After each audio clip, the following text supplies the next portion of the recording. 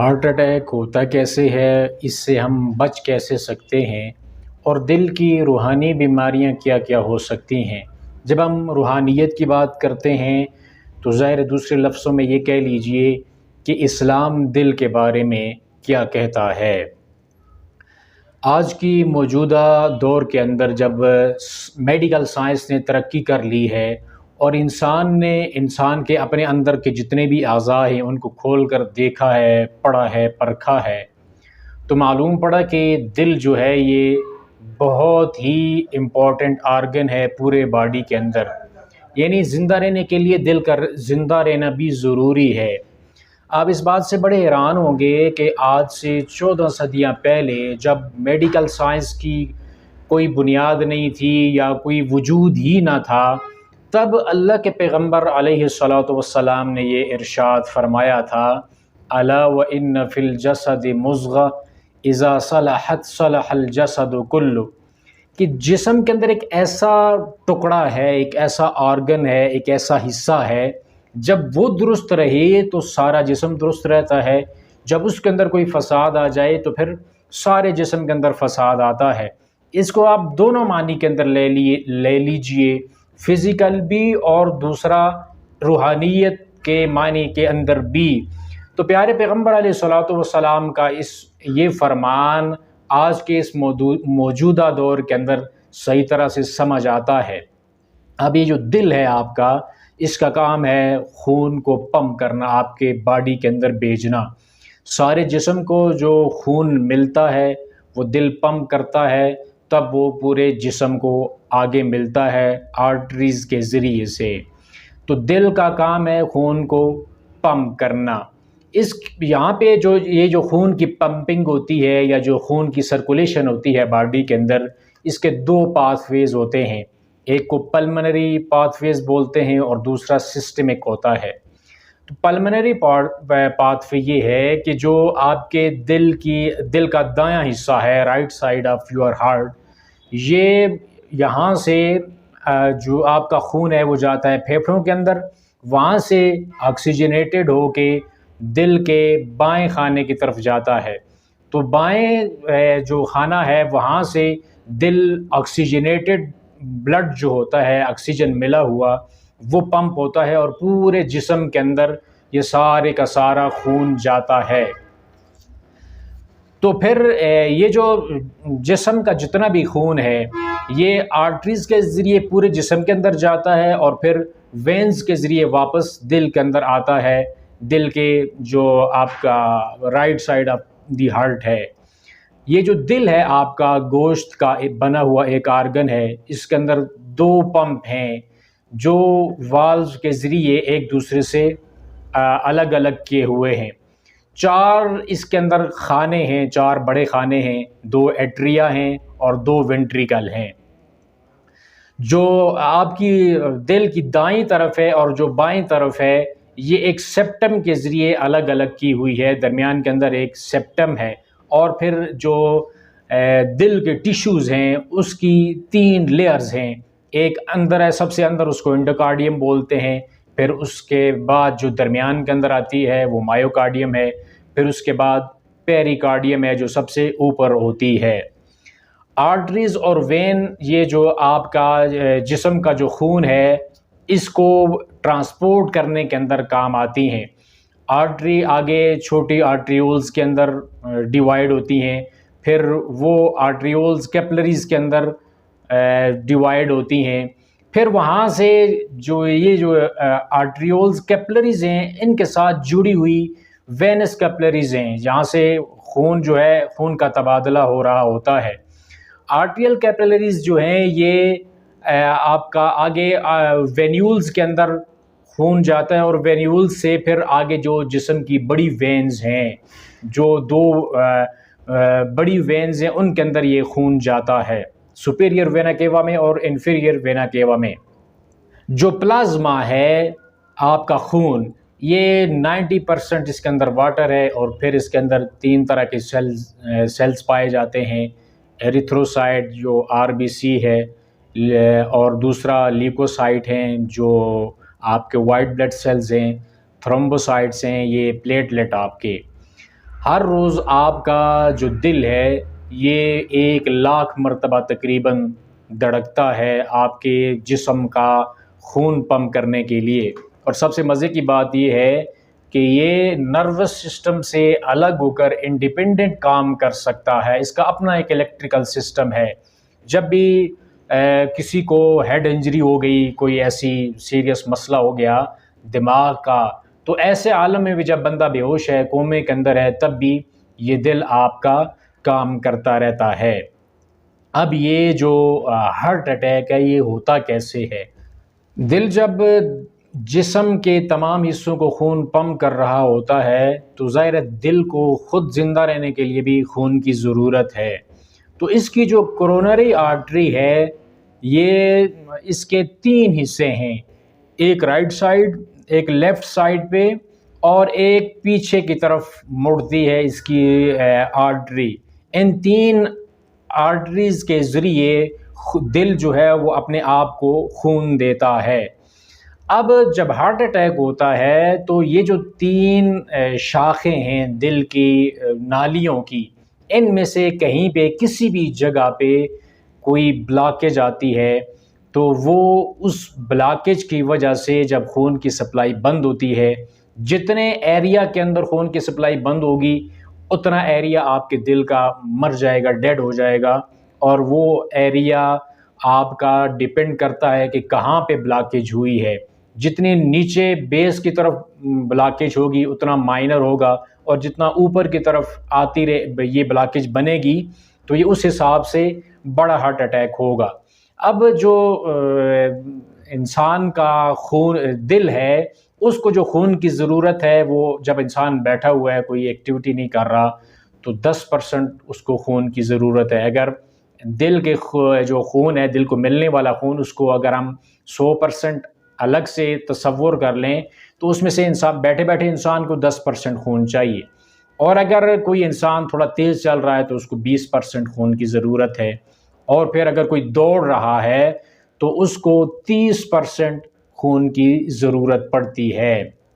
جب بلاکیج ان نالیوں کے اندر 70% سے بھی زیادہ بڑھنے لگتی ہے تو انسان کو پھر تکلیف محسوس ہونے لگتی ہے چلتے دوڑتے ہوئے. پہلے دوڑتے ہوئے تکلیف، اور پھر عام جو انسان نارمل حالات کے اندر چلتا ہے تو اس کا مطلب ہے کہ بلاکیج اور زیادہ بڑھ گئی ہے. اور اگر بیٹھے بیٹھے بھی تکلیف ہونے لگی ہے تو اس کا مطلب یہ ہے کہ اس کا جو حالات ہیں وہ خراب ہیں. دل جو ہے کسی بھی ٹائم پہ اس کو اٹیک ہو سکتا ہے. تو اس اٹیک سے بچنے کے لیے ہمیں کیا کرنا چاہیے؟ یہ تو ہے کہ اگر بلاکیج بن گئی تو بلاکیج سے بچنے کے لیے ہم کیا کیا کر سکتے ہیں کہ یہ بلاکیج ہماری آرٹریز کے اندر ہو ہی نہ اور ہم اس سے بچ جائیں. تو اس سے بچنے کے لیے جو سب سے پہلے سمجھ لیجئے کہ یہ اٹیک جو ہوتا ہے یہ 3 طرح کا ہوتا ہے. ایک مائنر ہے، ایک میجر ہے، اور ایک میسو اٹیک ہے.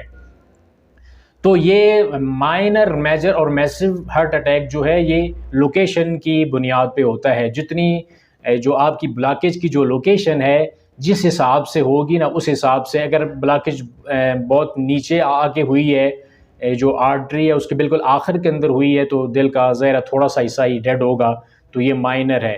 مائنر ہارٹ اٹیک میں اگر 3 4 5 بھی ہوں گے تو بندہ چل جائے گا. میجر جو ہے اس کا جو ایریا ہے تھوڑا اوپر کا جب ہو جائے گا، دل کا زیادہ حصہ جب ڈیڈ ہو جائے گا تو پھر اس طرح کے جو اٹیک ہیں اس میں جب بر وقت انسان کو ٹریٹمنٹ مل جائے اور وہ اسپتال تک پہنچ جائے تو اس کے اندر بچنے کے چانسز زیادہ ہیں. لیکن میسو جو ہارٹ اٹیک ہوتا ہے اس میں 70% ہارٹ جو ہے وہ ڈیڈ ہو چکا ہوتا ہے، کیونکہ جو بلاکیج کا ایریا ہے اس ایریا کے حساب سے دل کا 70% حصہ جو ہے وہ مر چکا ہوتا ہے. تو اس حساب سے بہت کم ایسا ہوتا ہے کہ یہ جو میسو ہارٹ اٹیک والا مریض ہے وہ بچ سکے یا وہ طبی امداد تک پہنچ سکے. وہاں پہنچنے سے پہلے ہی وہ بیٹھے بیٹھے مر گیا، سوئے سوئے مر گیا، کھڑے کھڑے ایک دم سے اس کو درد ہوا اور وہ گر گیا، مر گیا. تو یہ میسو ہارٹ اٹیک کے اندر بچنے کے چانسز بہت ہی کم ہیں. اب آپ نے اگر بچنا ہے ہارٹ اٹیک سے تو کیا کرنا پڑے گا کہ یہ جو بلاکیج ہے درمیان کے اندر، اس کو آپ نے روکنا ہوگا. جو بن چکی ہے، ڈیولپ ہو چکی ہے بلاکیج، اور آئے روز وہ بڑھ رہی ہے. تو یہ جو بلاکیج ہے اس میں اندر جو آپ کی آرٹریز ہے، خون کی نالی ہے، اس کے اندر ایک انٹیمل ممبرین ہوتی ہے، ایک چھوٹی سی جھلی ہوتی ہے. جب بلاکیج تھوڑی تھوڑی بنتی رہتی ہے اور یہ بلاکیج اوپر کی طرف اٹھتی رہتی ہے، بڑھتی رہتی ہے، تو آخر کار یہ جو انٹیمل ممبرین ہے یہ پھٹ جاتی ہے. اس کے پھٹنے سے ایک دم سے جو بلڈ ہے اس کا کلاٹ بنتا ہے، پیچھے جو بلڈ کی سپلائی ہے وہ بند ہونے لگتی ہے. آگے دل کو جب خون نہیں ملتا تو ظاہر ہے پھر اٹیک ہوگا. اب اس بلاکیج کو آپ نے روکنا کیسے ہے؟ لوگ یہ کوشش کرتے ہیں کہ ہم اگر ہارٹ اٹیک ہو جائے تو ہم کیا کریں گے، لیکن پہلے یہ نہیں سوچتے کہ ہم ایسا کیا کریں کہ ہارٹ اٹیک ہو ہی نہ اور ہمیں یہ نوبت ہی نہ آئے. تو اس کے لیے ان خون کی نالیوں کے اندر کی جو بلاکیج ہے بننے والی، اس کو ہم کیسے روک سکتے ہیں؟ اس کے لیے سب سے پہلے تو آپ نے کولیسٹرول اور ٹرائی گلیسرائڈ، ان دونوں چیزوں کو آپ نے بلاک کرنا ہے، بالکل چھوڑ دینا ہے. کولیسٹرول کے جتنے بھی سورسز ہیں، اینیمل سورسز ہیں، دودھ سے بنی ہوئی چیزیں، ملائی والا دودھ، پھر یا دودھ سے بنی ہوئی جتنی بھی چیزیں ہیں، ان کو آپ نے روکنا ہے. اور پھر جتنے بھی ٹرائی گلیسرائڈ ہیں، جتنے بھی آئل آپ یوز کر رہے ہیں، وہ چاہے کسی بھی کمپنی کا ہو، یہ چاہے وہ ڈالڈا کا ہے، چاہے وہ دوسرا انڈی ہے، یا جو کچھ بھی ہے، یہ سارے آئل ایک ہی طرح کے ہوتے ہیں اور ایک ہی طرح کا نقصان کرتے ہیں، ان کے اندر کوئی فرق نہیں ہوتا. تو جتنے بھی آئلز ہیں باہر سے آپ نے ان کو بند کرنا ہے. پھر آپ کا جو بلڈ پریشر ہے وہ بھی آپ کا نارمل رہنا چاہیے، بلڈ شوگر آپ کی نارمل رہنی چاہیے. پھر روزانہ کی بنیاد پر ورزش ہونی چاہیے، ڈائٹ کے اندر فروٹس اور ویجیٹیبل زیادہ کرنے چاہیے، اور پھر ٹینشن اس کو کم کرنا چاہیے، سٹریس کم لینا چاہیے. اب یہ جو کولیسٹرول ہے یا ٹرائی گلیسرائڈ ہے یا بی پی اور شوگر، یہ جو چار چیزیں ہیں، ان کو کنٹرول کرنا انتہائی ضروری ہے. کولیسٹرول جو ہے آپ اس کو لیول چیک کرتے رہیں، یہ 200 سے کم کر کے اس کو تقریباً 130 تک لے آئیں. اور پھر جو ٹرائی گلیسرائڈ ہے اس کو بھی کم کر لیں، 150 سے کم ہونی چاہیے، 100 تک ہونی چاہیے، یعنی جتنا نیچے آپ آئیں گے اتنا اچھا ہوگا. اور پھر جو بی پی ہے اس کو 120-80 ہونا چاہیے. شوگر آپ کی فاسٹنگ یہ 100 کے قریب 100 سے کم یا تھوڑی بہت اوپر نیچے ہو تو کوئی مسئلہ نہیں ہے، لیکن اتنی ہونی چاہیے. پھر جو شوگر ہے کھانے کے بعد والی، وہ آپ کی 140 سے کم ہونی چاہیے. تھوڑا بہت اوپر نیچے کوئی مسئلہ نہیں ہے، لیکن یہاں تک یہ ہونی چاہیے. جب آپ ایسا کریں گے، آپ کولیسٹرول کو کنٹرول کریں گے، ٹرائی گلیسرائڈ، بی پی، شوگر، ان چیزوں کو آپ کنٹرول کریں گے، ڈائٹ آپ اپنی اچھی رکھیں گے، پھر ورزش بھی ہوگی، اور دیگر جو معاملات ہیں زندگی کا، جو آپ کا لائف سٹائل ہے، جب آپ اس کو چینج کریں گے تو یہ بلاکیج جو ہے یہ بننے سے آپ کی رک جائے گی. کچھ ایسی میڈیسن بھی ہیں جس سے آپ کو مدد مل سکتی ہے. اس کے اندر ہومیوپیتھک کے اندر ایک کولیسٹرینم میڈیسن ہے جس کا استعمال کرنا انتہائی فائدہ مند ہو سکتا ہے آپ کے لیے. پھر ایک کریٹیگس میڈیسن ہے، اس کو آپ استعمال کریں دل کی صحت کے لیے. یہ تو ایک میڈیکل کے حوالے سے ہے. اب آئیے جب اسلام کی نظر سے ہم دل کو دیکھتے ہیں تو اسلام نے 3 طرح کی روحانی بیماریاں قرآن پاک کے اندر یا پیارے پیغمبر علیہ الصلوۃ والسلام کی احادیث سے ہمیں ملتی ہیں. یہ 3 طرح کی جو روحانی بیماریاں ہیں ان کا تعلق دل کے ساتھ ہوتا ہے. ایک تو ہے وہ کفر ہے. سورہ بقرہ کے اندر جو اللہ تعالیٰ نے کافروں کے بارے میں فرمایا، ختم اللہ علی قلوبہم وعلی سمعہم وعلی ابصارہم غشاوہ وَلَهُمْ عَذَابٌ عَظِيمٌ. تو یہ جو دلوں کے اوپر مہر کا لگنا، یہ کفر کی وجہ سے دلوں کے اوپر مہر لگتی ہے. پھر دوسری بیماری ہے نفاق. وہ اعتقادی جو ہے نفاق ہو یا عملی نفاق ہو، دونوں طرح کے نفاق دل کی روحانی جو صحت ہے اس کے اوپر اثر ڈالتے ہیں. جو منافق ہیں ان کے بارے میں رب العالمین نے فرمایا فی قلوبہم مرض فزادہم اللہ مرضا، یہ جو منافق ہیں نا ان کے دلوں کے اندر ایک بیماری ہے تو رب العالمین نے ان کی بیماری کو اور زیادہ کر دیا، یہ جو نفاق والی بیماری ہے۔ پھر قرآن پاک نے دلوں کے اوپر ران کا ذکر کیا ہے، کلا بل ران علی قلوبہم ما کانوا یکسبون، سورۃ المطففین کے اندر اللہ پاک نے اس کا ذکر کیا ہے۔